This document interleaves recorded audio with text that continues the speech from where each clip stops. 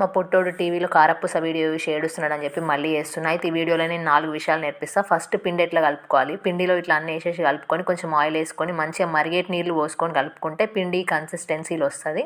అప్పుడు మీకు perfect snacks వస్తాయి. నెక్స్ట్ ఈ మిషన్ని మీరు ఆన్లైన్లో చూసి కొనుక్కొని ఉంటారు, 15 డిజైన్స్ వచ్చినాయని చెప్పి. బట్ దీన్ని యూజ్ చేయడం కొంచెం ట్రిక్కీ. ఎట్లా అంటే దీంట్లో యారో సెట్ చేసుకోవాలి. యారో అండ్ మనం ప్రెస్ చేసే బటన్ ఒకే డైరెక్షన్లో ఉన్నప్పుడే ఇది పనిచేస్తుంది. అండ్ మురుకులు కానీ కారపూస కానీ వేసుకున్న తర్వాత కొనల్ని ఖచ్చితంగా అతికించుకోవాలి. అతికించుకుంటేనే అవి పర్ఫెక్ట్గా కాలుతాయి, లేకపోతే విరిగిపోతాయి.